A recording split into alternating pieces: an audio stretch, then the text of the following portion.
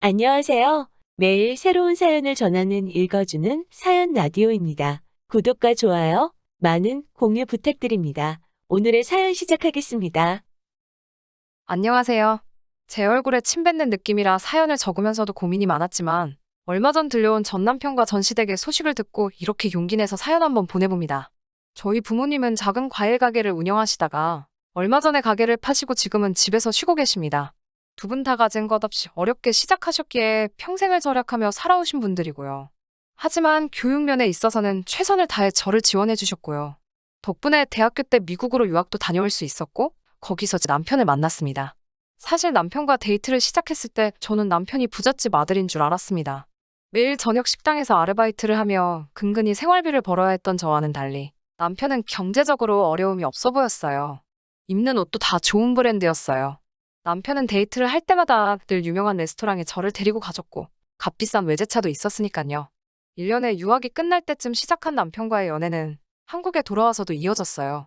한국에 돌아와서도 여전히 씀씀이가 큰 남편이었기에 남편의 경제력에 대해선 크게 생각할 이유가 없었습니다. 당연히 저보다 나을 거라고만 생각했어요. 그렇게 1년 정도 연애를 했을 무렵 남편이 저에게 결혼하자고 하더라고요. 저도 크게 고민하지 않고 좋다고 했습니다. 연애하는 동안 저에게 참 잘해줬으니까요. 그런데 결혼 준비를 하면서 그동안 알지 못했던 것들을 많이 알게 됐어요.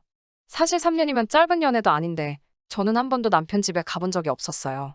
남편이 부모님과 함께 살고 있기도 했고 서로 집도 멀었거든요. 그리고 제가 보수적인 성격이라 결혼 전에 남편 부모님을 만난다던가 집에 간다던가는 필요하다고 생각하지 않았고요. 그런데 막상 결혼 이야기가 나오기 시작하니까 안 가볼 수가 없더라고요. 하루는 시모가 얼굴도 보여주고 저녁도 먹고 가라고 하시길래 과일 바구니를 사들고 찾아뵙게 되었습니다. 연애 때 강남에 있는 브랜드 아파트에 산다는 이야기를 자랑처럼 저에게 하고는 했는데 막상 시부모님의 집이라고 찾아간 곳은 강남은커녕 서울 외곽에 있는 노후된 동네였습니다. 차가 다니기도 힘든 골목을 한참 들어가고 나서야 시부모님의 집이 나오더라고요. 사실 조금 당황스러웠습니다. 삐까번쩍한 주상복합을 기대한 것은 아니지만 그동안 자랑처럼 해오던 말과 괴리감이 너무 커서 그랬나 봐요. 그런데 남편에게서는 거짓말을 들켰다는 당황스러운 모습이 보이지 않았어요. 원래 살던 아파트는 지금 세를 주고 우리 가족은 다른데 투자하려고 나와서 살고 있는 거라며 해명을 하더라고요. 제가 물어보지도 않았는데 말이에요. 집 앞에 주차돼 있는 외제차를 보여주며 이건 우리 어머니 차라고 말을 해줬어요. 노후된 동네에 외제차가 주차되어 있으니 그림이 참 안 어울리기는 했는데 또 제가 너무 눈에 보이는 것만 가지고 괜한 생각을 했는가 보다 하며 반성을 하기도 했습니다. 시댁에 들어서니 시부모님이 저를 기다리고 계셨어요. 저는 저녁을 먹으러 오라고 하셔서 집에서 먹는 줄 알았는데 제가 과일 바구니를 내려놓기가 무섭게 저녁은 나가서 먹자고 하시더라고요. 그리고 차를 타고 다시 향한 곳은 TV에도 몇 번 소개된 유명 셰프가 있는 레스토랑이었어요. 시모는 저에게 집이야 잠만 자는 곳인데 쓸데없이 돈을 많이 쓸 필요가 없다면서 늘 어디다 투자를 할지 궁리하며 살아야 돈을 벌 수 있다고 하시더라고요. 사실 시부모님과 첫 만남이었는데 저에게 궁금하신 건 별로 없으신 것 같았어요. 저에게 딱히 어려운 질문도 하지 않으셨고요. 다만 저희 부모님 직업이나 배경은 좀 여쭤보시더라고요. 제가 집에 들어와 친정 부모님께 오늘 있었던 일을 이야기하니 두 분 반응이 그렇게 좋지는 않더라고요. 저희 부모님은 이미 제 남편의 씀씀이가 보통이 아니란 건 알고 있으셨어요. 연애하는 동안에도 사실 그 점을 늘 걱정하셨고요. 허세를 부리거나 허풍을 떠는 사람들을 별로 좋아하지 않으시거든요. 그런데 남편 가족들이 그런 건 아닌가 싶으셨던 거죠. 하지만 결국 자식 이기는 부모가 없듯이 저희는 결혼하게 되었습니다. 결혼까지의 과정은 그럭저럭 순탄한 편이었어요. 다행히도 성대한 결혼식보다는 간소하고 의미 있는 결혼식을 하고 싶다는 제 의견을 시댁에서 존중해 주셨거든요. 하지만 사실 이것도 저를 위해서 그러신 게 아니란 걸 나중에 알게 되었습니다. 저희 어머니에게는 가까이 지내는 친구분들이 있으세요. 저도 늘 그분들을 이모라 부르며 잘 따랐고요. 그렇기에 당연히 그 모든 이모들이 제 결혼식에 오셨죠? 그런데 그중 한 분이 저희 시어머니를 보더니 저 여자를 분명히 어디서 본 것 같다고 하시더라고요. 저한테 자꾸 시어머니에 대해서 물어보고 싶어 하셨지만 저는 신부라서 어디 다른데 정신 쏟을 겨를이 없었거든요. 그래서 제대로 저희 시어머니에 대해서 뭘 이야기할 틈은 없었어요. 그렇게 결혼식을 치르고 며칠이 지났을 무렵 친정 어머니에게 전화를 받았습니다. 친정 어머니가 깊은 한숨을 내쉬면서 사돈이 혹시 무슨 일 하던 사람인지 아냐고 저에게 물으시더라고요. 저는 글쎄? 옷가게를 해서 돈을 많이 버셨다는 것 같았는데? 라고 하니 너 정말 아무것도 모르니? 라고 물으시더라고요.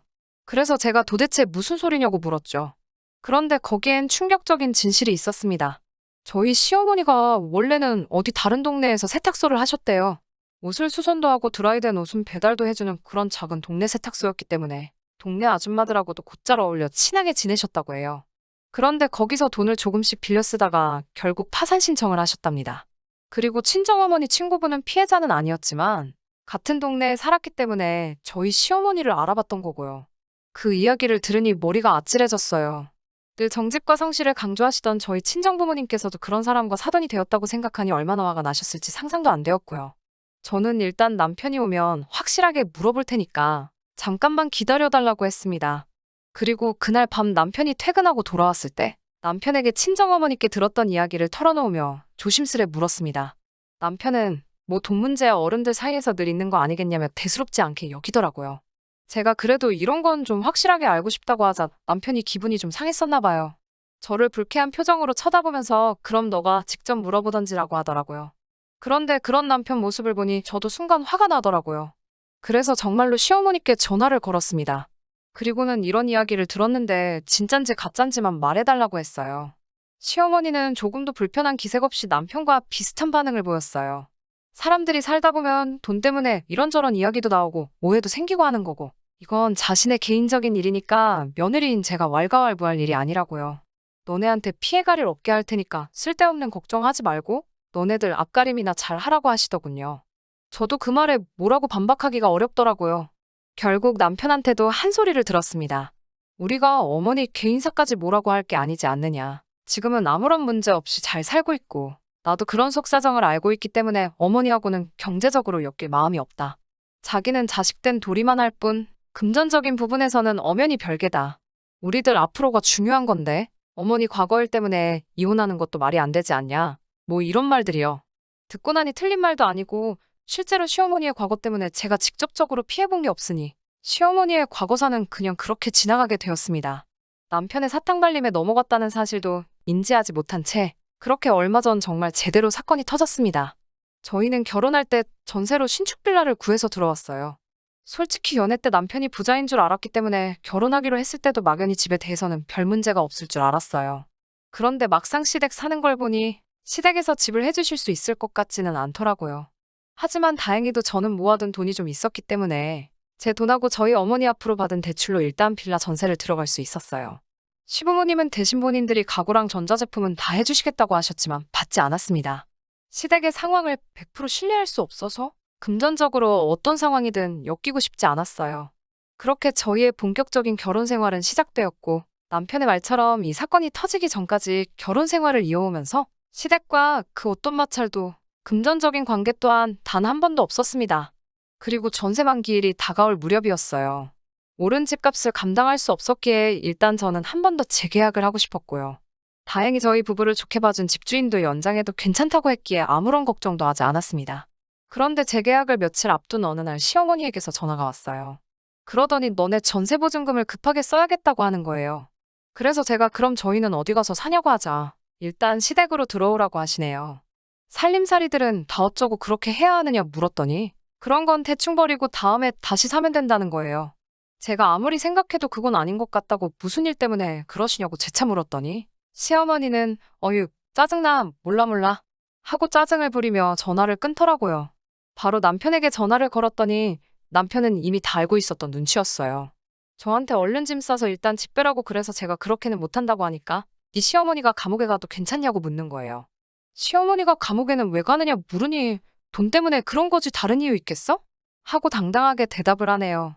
알고 보니까 시모가 빌라 사람들을 상대로 또 개를 한 거예요. 그런데 그냥 한 게 아니고 개를 타야 하는 사람한테 이자를 더 붙여주겠다며 갯돈을 안 주는 방식으로 남의 돈을 챙기고 있었던 거죠. 그러다 동네 사람들끼리 이야기가 나오면서 한두 명이 당한 게 아니란 걸 알게 된 거고요. 단체로 고소를 하니 합의를 해야 하는데 돈이 없으니까 저희 전세금을 달라고 하는 거였어요.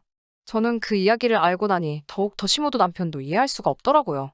그래서 아무리 생각해봐도 전세금은 드릴 수 없으니 어떻게든 알아서 해결하시라고 했어요. 강남의 아파트도 가지고 계시지 않느냐 하니 그 집은 가만히 냅둬도 오르는 걸 어떻게 정리하겠냐 하시더군요. 그러면 시어머니는 금부치도 많으시고 차도 있으시지 않냐 그런 것부터 정리하셔서 갚으시라고요.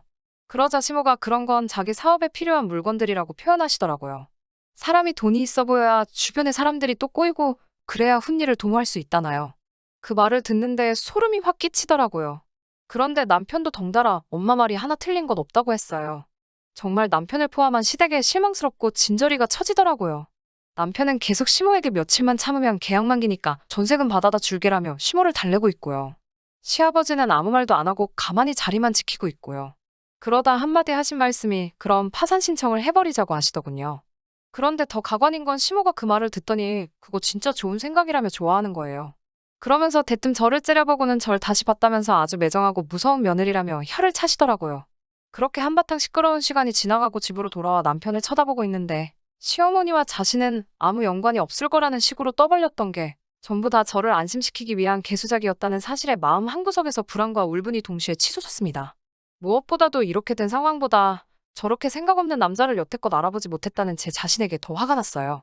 저 남자 머릿속에는 무슨 생각이 들어있을지 가늠도 안 되더라고요. 그래서 제가 남편에게 솔직하게 말해달라며 친구들한테나 혹시 남한테 빌린 돈이 있냐고 물었어요. 그러자 남편은 뭐 조금 있기야 있지. 요즘 시대에 빚 없는 사람이 어딨어? 돈 빌리는 것도 능력인 거 몰라? 그리고 그 돈 나 혼자 쓴 거 아니야. 너도 같이 썼잖아. 라고 말하며 그 빚들 또한 저한테 일부 책임이 있다는 식으로 실실 쪼개면서 말을 하더라고요. 가사를 위해 부당한 채무는 이혼 시에도 재산분할 대상에 포함이 된다며 제게 겁을 주더라고요. 제가 고를 수 있는 유일한 선택지는 전세금을 빼서 시어머니에게 갖다 바치는 것 말고는 아무것도 없다는 식으로 어차피 이혼하게 돼도 돈 한 푼 찾아가지 못할 거라는 식으로 말을 하더라고요. 얼른 마음 고쳐먹고 시모가 우리 돈으로 다시 일어나는 걸 기다리는 방법밖에 없다는 식으로 말을 해왔습니다. 제가 시댁에서부터 오고 간 모든 대화를 녹음하고 있던 건 꿈에도 상상을 못했나 봅니다. 그동안의 자잘한 사건들을 제가 별 의심 없이 넘겼더니 저를 아주 바보로 알았나 봐요. 끝까지 부모의 일과 자신의 일은 별개라고 외치며 저를 속였던 남편에게 저는 마지막 방법을 쓸 수밖에 없었습니다. 증거들이 워낙에 많았기 때문에 법원은 저의 편을 들어주었습니다. 전세보증금은 결혼 전 형성된 저의 재산으로 인정받아 고스란히 가져올 수 있었고 오히려 남편에게서 위자료까지 받게 되었습니다. 시댁에서 말하던 세를 주고 있다는 강남의 아파트는 존재하지도 않는다는 사실을 재판 후에 알게 되었습니다. 이미 파산 신청했다는 이력 때문에 조금만 생각했어도 알 수 있던 사실을 눈치채지 못했다는 게 제가 생각해도 어이가 없네요. 벼랑 끝에 몰린 남편과 시댁 식구들은 개인 회생 말고는 답이 없었지만 이미 한 차례 개인 회생 후 면책을 받은 이후였기 때문에 두 번째 심리는 엄격하게 이루어졌고 유일한 동아줄 같았던 개인 회생 신청은 끝내 기각이 되어 그 가족들은 길거리에 나앉게 되었다고 합니다. 한때 가정을 이루고 살았던 사람들이 길바닥에 나앉았다는 소식을 들었는데도 그 어떤 미련이나 죄책감 또한 들지 않네요. 그간 받아왔던 저의 고통이나 상처는 그 어떤 걸로도 보상받을 수 없겠지만 그래도 이 소식이 조금이나마 저에게 위안을 주고 속이라도 후련하게 만들어 주었습니다. 다음에는 좀 더 좋은 사연을 보낼 수 있으면 좋겠네요. 그럼 저의 긴 이야기 끝까지 들어주셔서 감사하고 여기서 이만 줄이도록 하겠습니다. 긴 이야기 들어주셔서 감사합니다. 오늘의 사연은 여기까지입니다. 구독과 좋아요, 알람 설정해주시면 앞으로 더 좋은 사연으로 찾아오겠습니다. 감사합니다.